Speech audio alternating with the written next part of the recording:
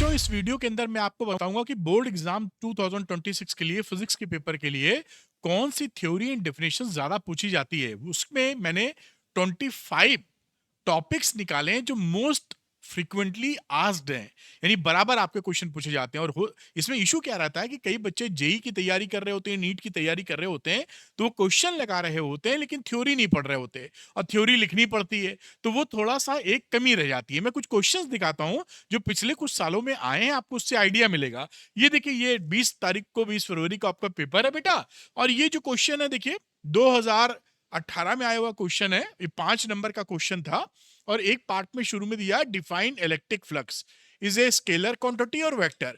यानी अगर आपको इस इलेक्ट्रिक फ्लक्स का डेफिनेशन पता है तो आप इसका आंसर कर देंगे, स्केलर वेक्टर भी आप बता देंगे। 2024 का देखिए क्वेश्चन, ये गॉस लॉ के ऊपर बेस्ड है, 5 नंबर का सवाल था। इसमें एक पार्ट है आपका स्टेट गॉस लॉ और इलेक्ट्रोस्टैटिक्स, बाकी बातें और की। यानी गॉस लॉ कई बार पूछा जाता है कि भाई इसको एक्सप्लेन कीजिए क्या होता है। आगे मैं कुछ और दिखाता हूं। 2020 का देखिए 3 नंबर का सवाल है, ड्रॉ इक्विपोटेंशियल सरफेसेस। तो इक्विपोटेंशियल सरफेस ड्रॉ करने के लिए कई बार पूछा जाता है। 2025 में देखिए क्वेश्चन आया 5 नंबर का, उसमें एक पार्ट है कंपाउंड माइक्रोस्कोप का रे डायग्राम। और इसी तरह एक और मैं दिखाता हूं 2019 में, जो कि है कि वेव फ्रंट की डेफिनेशन बताओ, हाइजेंस वेव थ्योरी से वेरीफाई कीजिए लॉ ऑफ रिफ्लेक्शन। ये 3 नंबर का। तो मैंने इसमें पूरे सिलेबस के जो टॉप 25 थ्योरी डेफिनेशंस के पॉइंट्स हैं वो आपके सामने बड़ी मेहनत से निकाल के आपके सामने रख रहा हूं, जिसको अगर आप पढ़ कहां से पढ़ना वो भी मैं बता दूंगा। आप पढ़ लेंगे तो थ्योरी एंड डेफिनेशंस की कहानी सेट हो जाएगी। आइए देखते हैं कि आपके एग्जामिनेशन में थ्योरी डेफिनेशन आती कितने नंबर की है। तो थ्योरी और डेफिनेशन, कॉन्सेप्ट प्लस थ्योरी, करीबन 25 मार्क्स ही आती है। और बाकी चीजों में जो कॉन्सेप्चुअल क्वेश्चन लगते हैं दाएं बाएं, उसमें 4-5 नंबर और इससे फायदा उठाया जा सकता है। डायरेक्ट डेरिवेशंस करीबन 10 नंबर के हैं, डायरेक्ट की बात कर रहा हूं, और न्यूमेरिकल्स करीबन 35 मार्क्स के हैं। तो इस पोर्शन पे हम लोग फोकस कर रहे हैं थ्योरी एंड डेफिनेशंस पे। अब मैं आपको थ्योरी एंड डेफिनेशंस की लिस्ट बताना शुरू करूंगा और आप ध्यान से इसको नोट कर लीजिए, क्योंकि ये पढ़ने पर आपका काम 100% बन जाएगा। तो सबसे पहले कुलाम्स लॉ का वेक्टर फॉर्म, आपको जैसे आपने पीवाईक्यूज में देखा कि कुलाम्स लॉ का वेक्टर फॉर्म लिख, कुलाम्स लॉ तो सभी लोग जानते हैं, लेकिन उसका वेक्टर फॉर्म लिखने में कई बार आपसे गलती होती है, तो वो वेक्टर फॉर्म लिखना सीख लीजिए। Definition of electric flux and Gauss law भी मैंने दिखाया, इलेक्ट्रिक फ्लक्स की क्या डेफिनेशन होती है और गॉस लॉ का डेफिनेशन एंड मैथमेटिकल एक्सप्रेशन। ये क्लैरिटी से आना चाहिए, कई बार आपके एग्जामिनेशन में पूछा जाता है, जैसे मैंने पीवाईक्यू में आपको दिखाया भी था। इक्विपोटेंशियल सरफेस, ये चैप्टर 1 के दोनों टॉपिक थे, जैसा आप जान पाए हैं। ये मैं चैप्टर 1 लिख देता हूं, और ये इक्विपोटेंशियल सरफेस चैप्टर 2 का है। इससे भी क्वेश्चन आता ही आता है, इतना पकड़ के आप चलें। तो ये आपकी कहानी हो गई चैप्टर नंबर 2 की। ये ड्रिफ्ट वेलोसिटी, ये चैप्टर 3 की कहानी है। ड्रिफ्ट वेलोसिटी क्या होती है ये भी पूछ लेते हैं, इसका फॉर्मूला भी पूछ लेते हैं, तो ये आपको आना बड़ी क्लैरिटी से जरूरी है। और किरचॉफ लॉ के जो 2 लॉ होते हैं, इनको एक्सप्लेन करने को आ जाता है। आप मुझे ये बताइए कि जो पहला लॉ होता है किरचॉफ करंट लॉ, बोल दीजिए केसीएल, वो किस प्रिंसिपल पे बेस्ड है? आप जरा कमेंट करके मुझे बताइएगा किस प्रिंसिपल पे बेस्ड है, और वो लिखने को आ जाता है कि किरचॉफ लॉ को एक्सप्लेन कीजिए। ये दोनों आपके चैप्टर नंबर 3 की कहानी है। तो ये देखिए कितनी तेजी से मैंने ढूंढ ढूंढ के बताए, जो ज्यादातर बार बार पिछले 10 सालों में पूछे गए हैं। आगे चलते हैं हम लोग छठे पे, बायो सावर्ट्स लॉ और एम्पियर्स लॉ। क्या डेफिनेशन होती, क्या फिगर, जब भी आपको किसी में फिगर हो तो फिगर जरूर बना दीजिएगा, रफ फिगर ही, और डेफिनेशन लिख दीजिएगा। तो ये चैप्टर 4 की कहानी है। डेफिनेशन ऑफ 1 एम्पियर अलग से आपके सिलेबस में मेंशन है। इस बार का जो सैंपल पेपर दिया गया है 2025-26 का, उसमें भी ये क्वेश्चन है कि डिफाइन कीजिए एक एम्पियर क्या होता है। तो ये बहुत ही ज्यादा आपके लिए इंपॉर्टेंट है।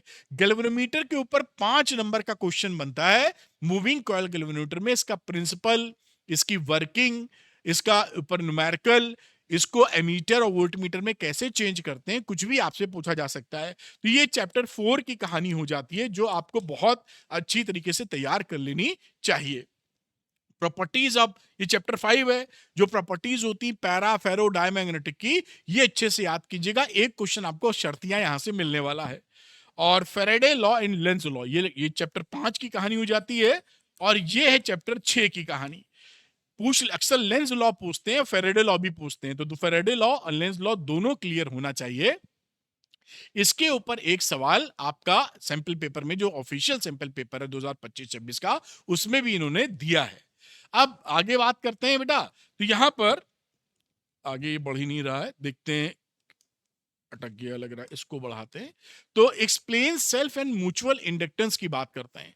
तो ये आपका जो सेल्फ इंडक्टेंस और म्यूचुअल इंडक्टेंस का जो डेफिनेशन है आपकी एल और एम की, ये बड़ी इंपॉर्टेंट है, इसको भी अच्छे से याद कीजिएगा, एग्जाम में पूछी जाती है।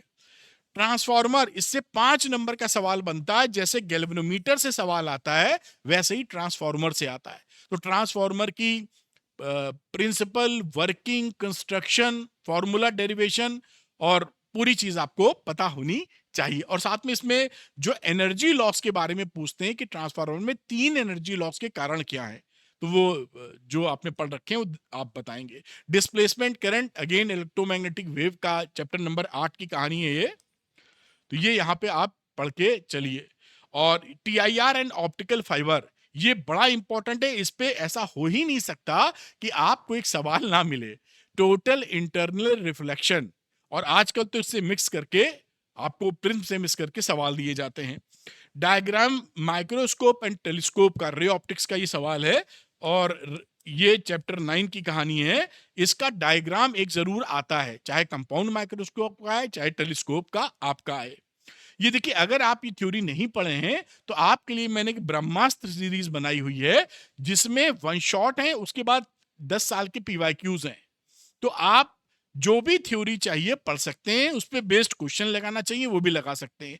इस ब्रह्मास्त्र सीरीज का लिंक मैं डिस्क्रिप्शन में लगा दूंगा, जो बच्चे चाहते हैं इसकी मदद ले लीजिएगा, आपको ट्रेमेंडस इसका हेल्प मिलने वाला है। चलिए आगे बढ़ाते हैं अपने टॉपिक को। अब हाइजेंस प्रिंसिपल और वेव फ्रंट की डेफिनेशन, ये जो वेव फ्रंट की डेफिनेशन है ये बहुत ज्यादा इंपॉर्टेंट है, बहुत पूछी जाती है। और हाइजेंस प्रिंसिपल से रिफ्रैक्शन को प्रूव करना ये बड़ा आपके लिए इंपॉर्टेंट है। रिफ्रैक्शन फ्रॉम वेव थ्योरी, इसी का हाइजेंस प्रिंसिपल से आप रिफ्रैक्शन कैसे प्रूव करते हैं, ये इस बार आएगा। आप एग्जाम में पेपर दीजिएगा तो देखिएगा मेरी बात सच निकलेगी। इंटेंसिटी ग्राफ, इंटरफेरेंस और डिफ्रैक्शन का जो डिफरेंस होता है, वो तो डिफरेंस कंपैरिजन आप पकड़ेंगे ही, साथ में इंटेंसिटी का जो ग्राफ होता है वो बड़ा इंपॉर्टेंट है, उसको जरूर तैयार कीजिए। What is photo electric effect, 11वें नंबर चैप्टर का है, फोटो इलेक्ट्रिक इफेक्ट होता क्या है ये पूछ लेते हैं। थ्रेशोल्ड फ्रीक्वेंसी भी अक्सर पूछते हैं कि क्या होती है। फेलियर ऑफ वेव थ्योरी, अब ये फोटो इलेक्ट्रिक इफेक्ट को समझाने में वेव थ्योरी फेल क्यों हुई थी, 3 पॉइंट होते हैं इसके, और मुझे उम्मीद है कि कई बच्चों को नहीं मालूम होगा, तो इसको पढ़ लीजिएगा, क्योंकि एग्जाम में पूछ लेंगे तो आप एक्सप्लेन नहीं कर पाएंगे इसको बिना पढ़े। आगे बढ़ते हैं।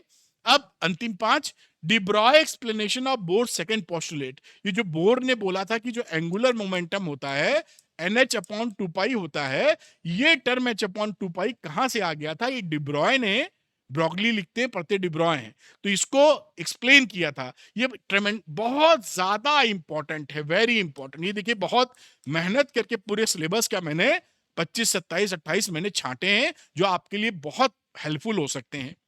न्यूक्लियर डेंसिटी, आप न्यूक्लियर डेंसिटी को पढ़िए, और न्यूक्लियर डेंसिटी को फाइंड आउट करने का आता है, वो बेसिकली ये कांस्टेंट होती है। तो किसी भी मटेरियल की न्यूक्लियर डेंसिटी लगभग सेम होती है। न्यूक्लियर फोर्स की प्रॉपर्टीज, 7 प्रॉपर्टीज हैं आपके कोर्स में, 7 या 8, उसमें करीबन 4-5 तो आपको मालूम होनी चाहिए। Energy band, that is again very important, ये सेमीकंडक्टर का है। एनर्जी बैंड थ्योरी की बेसिस पर, एनर्जी बैंड डायग्राम के बेसिस पर मेटल्स का, सेमीकंडक्टर का और इंसुलेटर का डिमार्केशन या क्लासिफिकेशन या बताइए कैसे कैसे होता। 3 डायग्राम है, बेसिकली 4 हैं, मेटल में 2 होते हैं, तो 4 डायग्राम है जो बनाने आने चाहिए। ये बहुत इंपॉर्टेंट है, बहुत बार पूछा गया है।